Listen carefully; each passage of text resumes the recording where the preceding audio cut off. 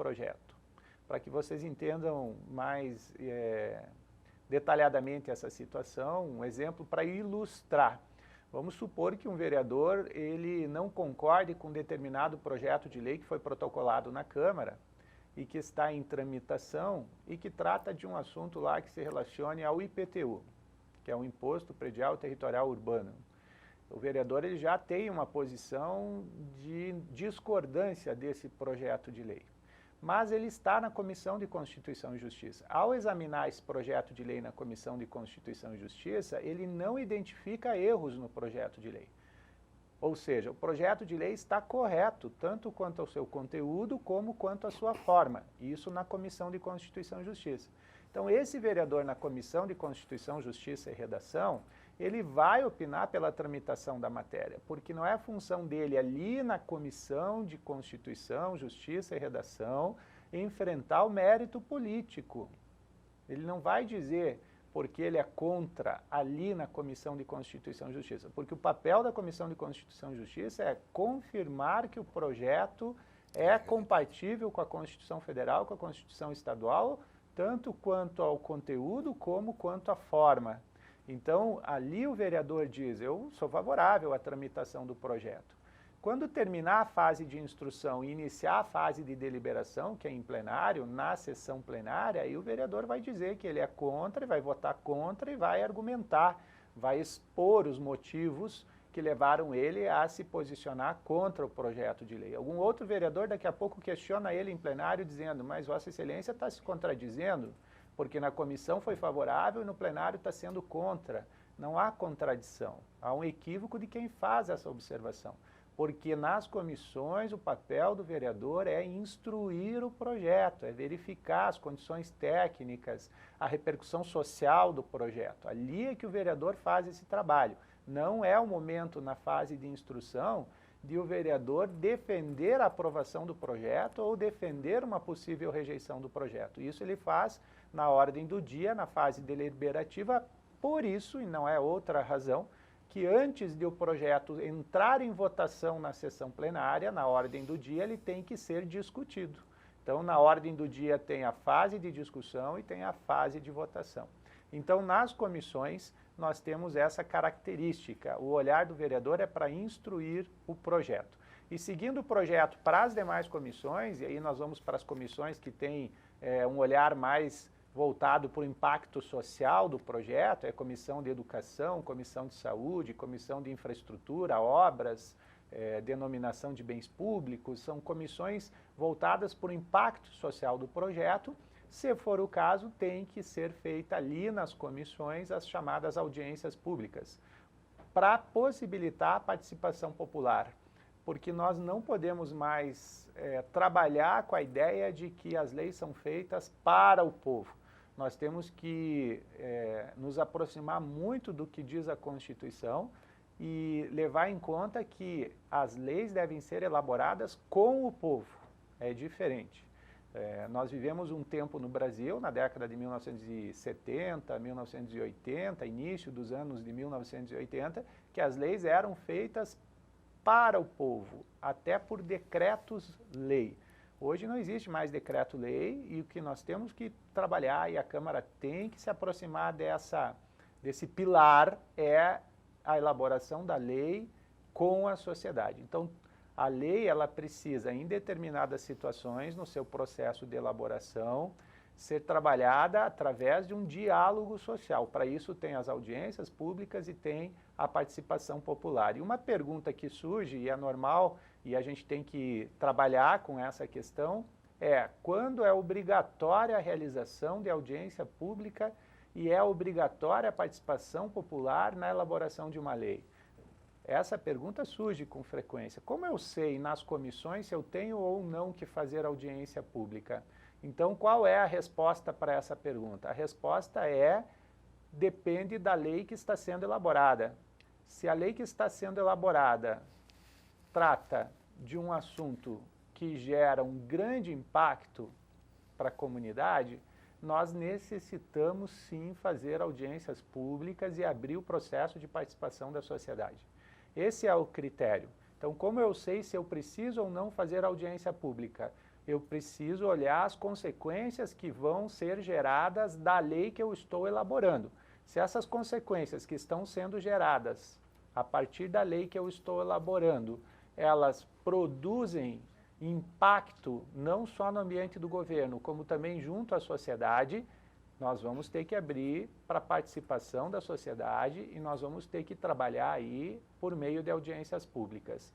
Por exemplo, uma lei que altera o plano diretor do município. É uma lei que nós podemos classificar como sendo de grande impacto. Ela vai alterar o cotidiano da cidade. É inadmissível que nós, nesse processo elaborativo da lei, não façamos audiências públicas e não trabalhemos com a ideia de participação popular. Nós já temos jurisprudência, inclusive, nesse sentido. Capão da Canoa, no Rio Grande do Sul, é um município que a lei que foi elaborada do plano diretor do município foi declarada inconstitucional no Tribunal de Justiça pelo simples fato de não ter havido, durante o seu processo elaborativo, audiências públicas e participação da sociedade. Então, esse é o critério. Qual lei exige audiência pública? Aquela que determina como consequência impactos junto à sociedade. Não é o caso, por exemplo, de eu fazer audiência pública para um projeto de lei encaminhado pelo prefeito que cria um cargo, por exemplo, de nutricionista. Não vou fazer audiência pública para discutir isso com a sociedade, até porque um profissional da área da nutrição é essencial, inclusive para a questão que envolve a merenda escolar. Então, isso é uma lei de pequeno impacto, não é necessário audiência pública. Agora, o plano plurianual, a lei de diretrizes, a lei orçamentária, plano diretor, código de posturas, leis que determinam regras para limpeza, código de limpeza urbana, destinação de resíduos, a participação da sociedade é fundamental e não abrindo as portas da Câmara para que a sociedade interaja com o processo legislativo de elaboração dessas leis, está se produzindo um vício na elaboração dessa lei que pode sim no judiciário posteriormente ser invocado como causa para procedência de uma ação direta de inconstitucionalidade. E é importante que isso ocorra. A Câmara, enquanto poder legislativo, ela precisa se habituar a dialogar com a sociedade. Isso tem que ser um hábito no trabalho da Câmara. Hoje, na maior parte das câmaras no Brasil, não há esse hábito de diálogo com a sociedade. Então, nós temos que mudar essa cultura. E isso que eu estou explicando para vocês decorre da Constituição Federal, Estadual, da Lei de Acesso à Informação. Isso decorre da interpretação da publicidade como um princípio. Então, há sim essa necessidade, existe, inclusive por parte do Ministério Público, Tribunal de Contas, em vários momentos, falas fortes em seminários, em congressos, destacando a necessidade desse diálogo com a sociedade, das audiências públicas, da participação popular. Nada mais quando a gente trabalha isso, de usar a fase de instrução, que é essa que nós estamos estudando, para a elaboração de uma boa lei, de uma qualificada lei, tendo em conta a sua legitimação, que é legitimar o processo de elaboração de uma lei, é confirmar que essa lei ela está sendo trabalhada com a sociedade, com os organismos que compõem a sociedade organizada, com as pessoas, lideranças que compõem a sociedade, para que elas interajam, debatam, discutam e para que elas possam, inclusive, contribuir para o aperfeiçoamento dessas matérias. Então, as audiências públicas é nesse contexto que elas se colocam. Voltando para a fase de instrução, desculpem, realizada então a audiência pública, aberto o prazo para a participação da sociedade, o que faz o relator, então, o relator apresenta o seu voto, esse voto é definido na comissão, porque o voto do relator precisa ser confirmado pela maioria da comissão. Pode um dos vereadores da comissão discordar do voto do relator, ele assina o voto do relator e registra que ele é contrário. Se o vereador quiser fazer um voto em separado para expor as razões da discordância dele com o relator, ele tem essa alternativa de fazer um voto em separado.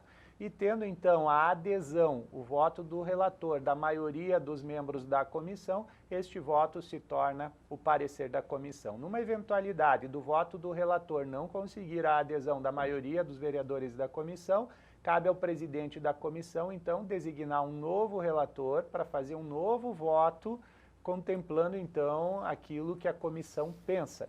E esse voto do relator originário, que não foi aceito na comissão, permanece na instrução processual como voto em separado, mas é um voto vencido, porque nas comissões, examinamos isso na primeira aula desse módulo de processo legislativo, também vale a regra do artigo 47 da Constituição, onde as decisões são tomadas por maioria.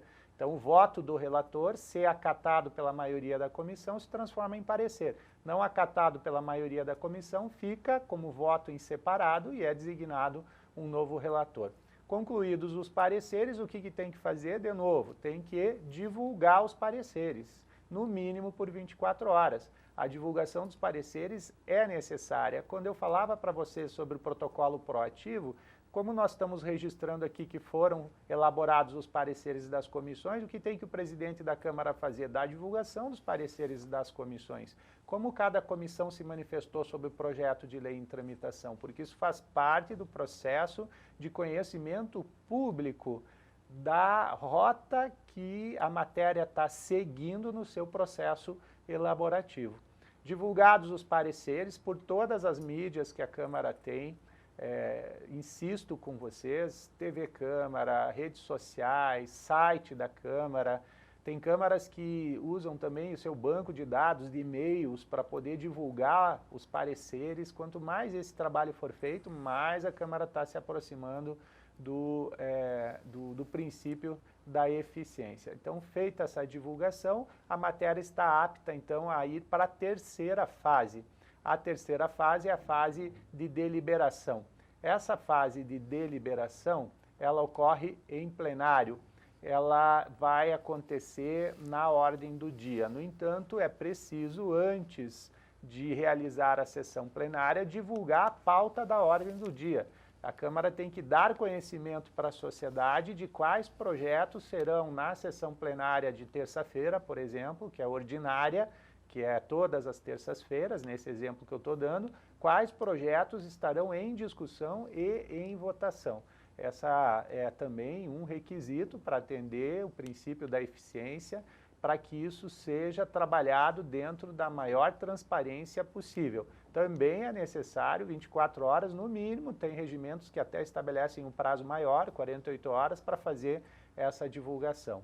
Notem que só esse procedimento de dar divulgação aos projetos de lei para atender ao princípio da eficiência, esse procedimento por si só, que é no mínimo 24 horas para divulgar o projeto de lei, no mínimo 24 horas para divulgar os pareceres das comissões, no mínimo 24 horas para divulgar a pauta da ordem do dia. Só isso já impediria que constitucionalmente fosse possível a aprovação de um projeto de lei no mesmo dia. Outra consequência que gera a necessidade de divulgar. Tem câmaras municipais que suspendem a sessão plenária para que as comissões se reúnem e aí as comissões emitem um parecer, às vezes até verbal, que não é possível, o parecer tem que ser sempre por escrito, e 20 minutos depois a Câmara retoma a sessão plenária para votar o projeto sem divulgar o parecer que foi dado, ou os pareceres que foram dados. Então, esse tipo de situação, ela não é admitida na Constituição. Nós não podemos fazer a aprovação de um projeto de lei na sua fase deliberativa de forma secreta, sem que ninguém saiba. Tem municípios que nós temos aqui informação, dormiram com o plano diretor, acordaram com outro, porque o projeto de lei do plano diretor chegou na Câmara às 6 da tarde, às 9 da noite estava aprovado. Então, é absolutamente contrário à lógica do processo legislativo numa democracia elaborar a lei desta forma. Isso, a jurisprudência também, ela já está, inclusive no fórum, em algumas perguntas que surgiram, eu disponibilizei jurisprudência nesse sentido, indicando que isso é um procedimento inconstitucional. Dentre vários princípios do processo legislativo que são desatendidos com essa prática, um deles é este que eu estou aqui comentando, que é o distanciamento do princípio da publicidade. Na democracia, a não surpresa da lei é um requisito para que o cidadão se sinta seguro. Então, nós não podemos fazer a lei de uma hora para outra sem que as pessoas tenham a mínima noção do que está acontecendo. Então, essa é uma situação que precisa ser reforçada, é uma cultura que precisa ser revisada dentro do processo elaborativo de uma lei. Então, voltando para a fase de deliberação, divulga-se a ordem do dia, aí a matéria entra em discussão plenária e em deliberação. O presidente diz em sessão plenária está em discussão o projeto de lei tal e está em votação o projeto de lei tal. Quantas sessões o projeto fica em discussão? Primeira discussão, segunda discussão, primeira votação, segunda votação. A resposta quem fornece é o regimento interno. Tem câmaras municipais que o projeto passa por uma discussão e já está apto a ser votado. Tem câmaras que o projeto, no regimento interno, está previsto desta forma, passa por uma primeira discussão, por uma segunda discussão e depois, então, ele vai para a fase de votação. Então, essa variável no rito ordinário, ela é trabalhada via regimento interno. Passado em plenário, então, aprovada a matéria, já falei dos quórums aqui no início desta aula, maioria simples, maioria absoluta, maioria qualificada, dependendo da matéria em deliberação. Esgotada essa fase de deliberação, aprovado o projeto de lei, ingressamos então na quarta fase. A quarta fase do rito ordinário é a fase de revisão. Esta fase de revisão, quem assume a responsabilidade de realizá-la é a Comissão de Justiça e Redação, por isso o nome, redação, porque ela vai fazer a redação final da matéria, ela vai conferir os termos do projeto de lei. Nós temos uma lei complementar que determina os critérios para a revisão e esta lei complementar é a Lei Complementar da Técnica Legislativa, a Lei Complementar 95 de 1998, que nós vamos aqui na última aula, dia 27, trabalhar essa lei complementar. Então ela diz ali quais os critérios que eu devo observar para que a lei seja corretamente redigida, porque é importante, às vezes uma vírgula mal posicionada, um tempo verbal inadequado, então isso tudo corrige-se pela redação final, que é a fase de revisão, cabe à Comissão de Justiça e Redação realizá-la. O regimento interno da Câmara diz, então, como a comissão vai trabalhar esse regimento, essa atuação na fase de revisão. Também é necessário fazer a divulgação do parecer de redação final, no mínimo por 24 horas.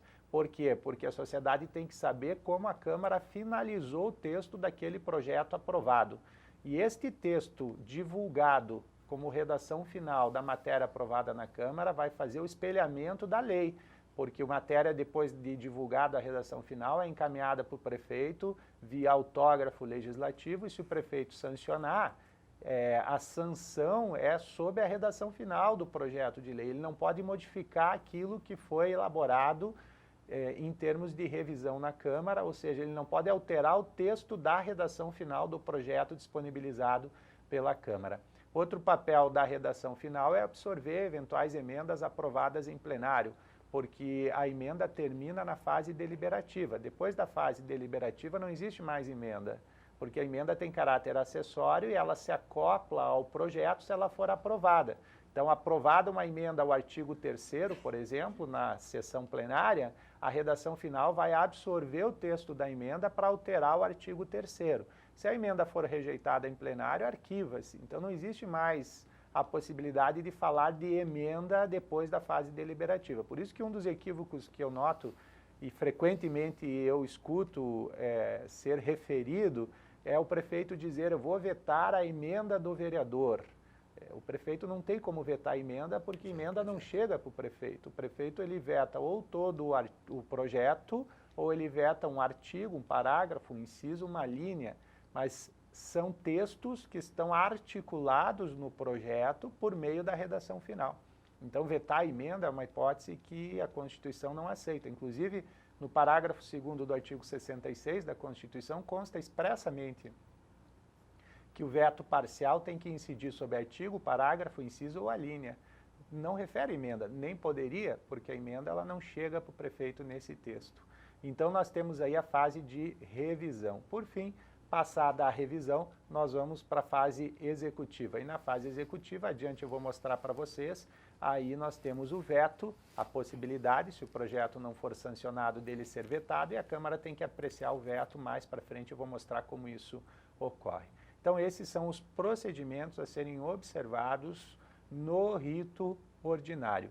Não trabalhar com esses procedimentos significa gerar erro na tramitação do projeto, e este erro pode sim, na pergunta que o Marinho fez antes, ser colocado como fundamento numa ação direta de inconstitucionalidade. Se a Câmara não quer errar, ela precisa cumprir rigorosamente esses procedimentos. Pode o regimento interno da Câmara estar defasado, estar desatualizado, admitir hipóteses diferentes, então é necessário que a Câmara faça a revisão do seu regimento interno, porque não é justificativa na explicação que a Câmara dá numa ação direta de inconstitucionalidade ter cumprido o regimento se o regimento colide com o que diz a Constituição Federal. Então, Marinho, esses são os procedimentos do rito ordinário e agora nós vamos iniciar com o rito sumário, que é o segundo rito que nós temos, então, dentro do processo legislativo.